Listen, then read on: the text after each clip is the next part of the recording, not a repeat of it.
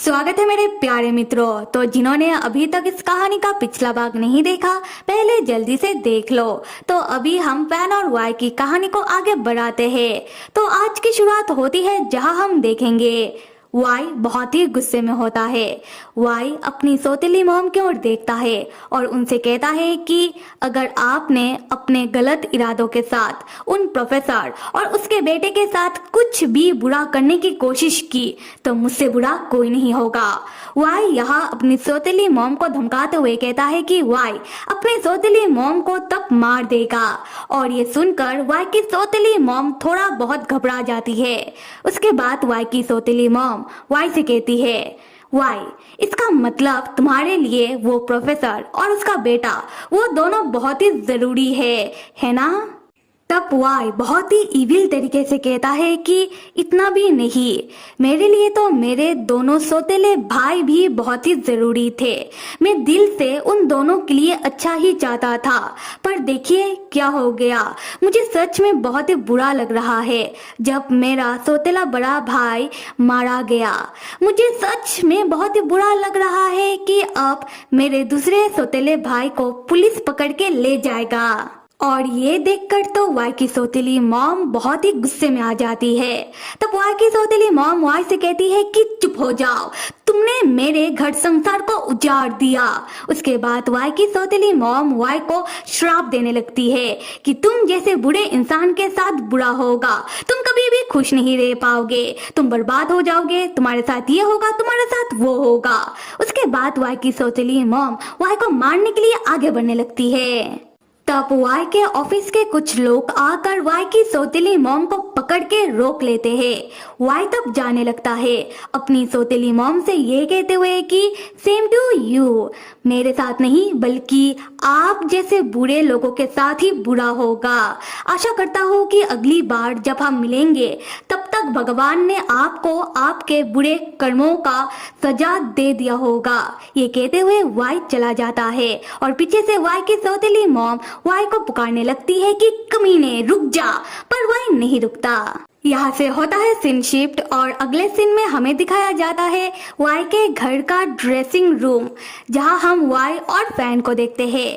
Y अपने dressing room में अपना कपड़ा ट्राई कर रहा होता है और दूसरी तरफ फैन जो वाई से कह रहा होता है कि वाई तुम्हारा तो समझ में आता है, पर मैं तुम्हारे साथ रेड कारपेट में आकर क्या करूँगा।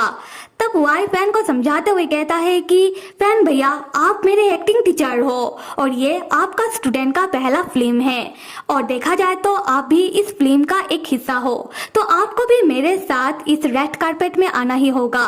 तब फैन कहता है कि हाँ वाई तुमने कहा तो सही है, पर वाई तुमने मेरे लिए इतना एक्सपेंसिव और ब्रांडेड कपड़ा क्यों खरीदा? वाई मैं इतना सच धज कर आकर क्या करूँगा? वाई तुम इस फिल्म के हीरो हो तो तुम्हें अट्रैक्टिव दिखना चाहिए, ना कि मुझे। वाई तब आकर फैन को पीछे से बैकहक करता हुआ कहता है कि तो फिर क्या हो गया? ऐसे भी आज रात के फिल्म इवेंट में सब लोग एक्सपेंसिव और ब्रांडेड कपड़ा पहनने वाले हैं।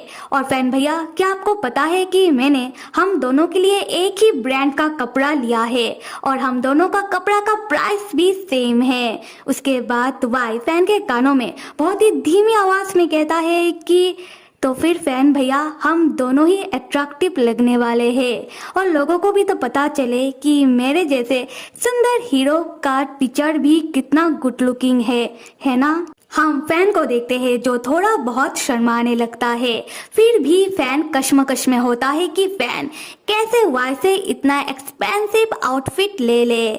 और ये बात वाई भी समझ जाता है। वाई तब फैन को अपनी ओर घुमाता है और फैन के नजदीक आता हुआ कहता है कि फैन भैया क्या मैं आपके लिए इतना भी नहीं कर सकता? अच्छा मैं समझ गया, लगता है कि मुझे ही आपको मेरी दी हुई कपड़ा को पहनाना पड़ेगा। ये कहते हुए वाई फैन का कोट उतारने की कोशिश करता है। फैन तब तुरंत वाई को एक धक्का मार कर खुद से अलग करता है, पर हाँ फैन वाई को प्यार से धक्का मारता है। खैर फैन वाई से कहता है कि वाई रुको रुको, मैं खुद ही तुम्हारी दी हुई आउटफिट को पहन लूंगा, अब तो खुश हो। वाई तो फैन के सामने क्यूट एक्ट करने लगता है, इसका मतलब वाई खुश है। और अगले सीन में हम देखते हैं कि फैन वाई की दी हुई आउटफिट को पहनता है, जिसमें फैन बहुत ही खूबसूरत लग रहा होता है। फैन तब खुद को आईने में देखता हुआ सोचता है कि बहुत सालों बाद में इतना एक्सपेंसिव कपड़ा पहन रहा हूँ, पर वाई क्या अभी तक तैयार हो रहा है? वाई बाहर क्यों नहीं निकल रहा? उसी वक्त वाई भी अपना आउटफिट पहनकर बाहर निकलता है, जिसमें वाई बहुत ही हैंडसम लग रहा होता है। वाई तब फैन के पास आकर पूछता है कि फैन भैया बताओ कि मैं कैसा लग रहा हूँ। फैन वाई को देखता हुआ कहता है कि हाँ वाई, तुम बहुत ही हैंडसम लग रहे हो। तब फैन मन ही मन सोचने लगता है कि हाँ वाई हैंडसम तो लग रहा है, पर इस ब्लैक सूट और रेड शर्ट में वाई किसी हैंडसम विलेन की तरह लग रहा है। तब फैन देखता है कि वाई ने अपने सूट के रुमाल को सही से नहीं पहना है, बल्कि वाई ने उस रुमाल को अपने सूट के पॉकेट के अंदर डाला हुआ है। ये देखकर फैन कहता है कि वाई, ये क्या, तुमने अपने सूट के रुमाल को सही से तय नहीं किया है।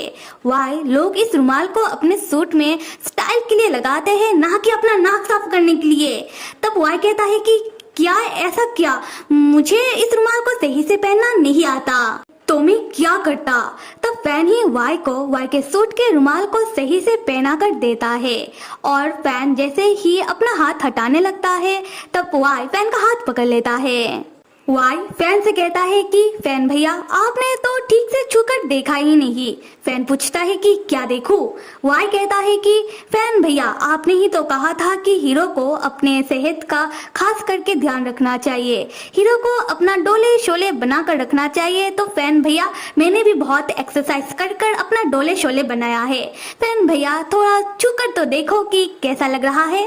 फैन तब वाई को जरा सा टच करके ही अपना हाथ तुरंत हटा लेता है और वाई से कहता है कि हाँ वाई, तुमने बहुत ही मेहनत करके अपना डोले शोले बनाकर बहुत ही उम्दा काम किया है।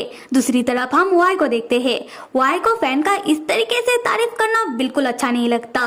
वाई तो फैन के हाथों को कस के पकड़ता है और अपने सीने में लगाता हुआ फैन से कहता है कि फैन भैया, ये किस तरीके का तारीफ था? ऐसा लग रहा था कि आप मुझसे अपना पीछा छुड़वा रहे हो। फैन भैया, आप दोबारा मुझे टच करो और बताओ कि कैसा लग रहा है।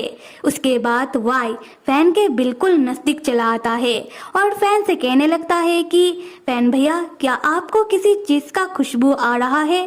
फैन भैया, मैंने आज आपका पसंदीदा परफ्यूम लगाया है। फैन भैया, मुझ में से बिल्कुल आपकी तरह खुशबू आ रहा है नहीं? तब फैन की बोलती बंद हो जाती है और फैन तुरंत फिर से अपना हाथ हटा लेता है और जाने लगता है, वाई से ये कहते हुए कि वाई, बचकानी हरकत बंद करो। और पता है क्या लग रहा है कि वाई, तुम मेरे सामने अपना डोले शोले का शो ऑफ कर रहे हो। तब वाई कहता है कि नहीं फैन भैया, मैं शो ऑफ नहीं कर रहा, मैं तो बस अपना डोले शोले आपको दिखा रहा हूँ। फैन तब चिल्लाता हुआ कहता है कि बस करो वाई, और सुनो, तुम यही मेरा इंतजार करो, मैं अभी आ रहा हूँ। ये कहते हुए फैन वाई के ड्रेसिंग रूम से चला जाता है और हम वाई को देखते हैं जो मुस्कुराता हुआ कहता है कि हाँ, मैं आपका इंतजार कर रहा हूँ।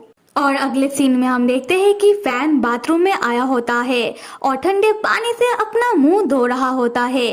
फैन तब खुद को आईने में देखता हुआ मन ही मन सोचने लगता है कि क्या दो भाइयों के बीच इस तरीके की बातें क्या नॉर्मल होता है? उसके बाद हम देखते हैं कि फैन अपने पास से अपना फोन निकालता है और यहाँ हमें पता चलता है कि फैन के पास एक फेक आईडी होता है, जिससे फैन सोशल मीडिया में अपना परेशानी शेयर करता है। जहाँ फैन अपना उस फेक आईडी से सोशल मीडिया में लोगों से पूछ रहा होता है कि फैन बहुत सालों बाद अपने भाई से मिला है, पर फैन इन दिनों नोटिस कर रहा है कि फैन का भाई फैन के सामने कुछ अलग ही बिहेव करता है। फैन का भाई फैन को कुछ ज्यादा ही इंटीमेट तरीके से किस करने लगता है। फैन का भाई फैन को कुछ अलग तरीके से ही टच करता है। फैन पूछता है कि क्या फैन का भाई का ये बिहेवियर नॉर्मल है? दूसरी तरफ हम वाई को देखते हैं। वाई फैन के इस पोस्ट को अपने फोन में देख रहा होता है। वाई तो मुस्कुराता हुआ मन ही मन सोच रहा होता है कि वाई के पास भी एक फेक आईडी है, जिससे वाई ने फैन के फेक आईडी को फॉलो करके रखा है। और सिर्फ इतना ही नहीं, वाई ने किसी और से भी फैन के सारे सोशल मीडिया आईडीज को फॉलो करवा कर रखा है, और ऐसा किस लिए ये हमें बहुत जल्दी ही पता चल जाएगा। खैर, दूसरी तरफ हम फैन को देखते हैं। फैन के पोस्ट में तुरंत ही पर बहुत ही अजीब तरीके का रिप्लाई फैन को मिलने लगता है, जहां कोई फैन से कह रहा होता है कि तुम अपने भाई के ऊपर शक मत करो, तो कोई कह रहा होता है कि वाह कितना प्यारा भाईचारा है। और इस तरीके का रिप्लाईज पढ़ने के बाद फैन का दिमाग खराब होने लगता है। फैन बहुत ही इरिटेट होता हुआ मन ही मन सोचने लगता है कि क्या लोग वाकई में फैन के पोस्ट को लेकर सीरियस है भी कि नहीं। उसी वक्त फैन को एक और रिप्लाई मिलता है, जहां कोई फैन से कहता है कि ज्यादा सोचो मत, असल में तुम्हारा भाई तुम्हें पसंद करता है। और अगले सीन में दूसरी तरफ हमें एक क्यूट से लड़के को दिखाया जाता है। वो लड़का अपने कंप्यूटर में बहुत ही जल्दी बहुत सारा कुछ टाइप कर रहा होता है, और अब ये क्यूट सा लड़का कौन है ये तो हमें आने वाले भाग में ही पता चलेगा। तो फिर मेरे प्यारे न्यारे मित्रों, इस कहानी का अगला भाग कौन कौन देखना चाहता है जल्दी से कमेंट करके बताओ। Till then stay with me and see you.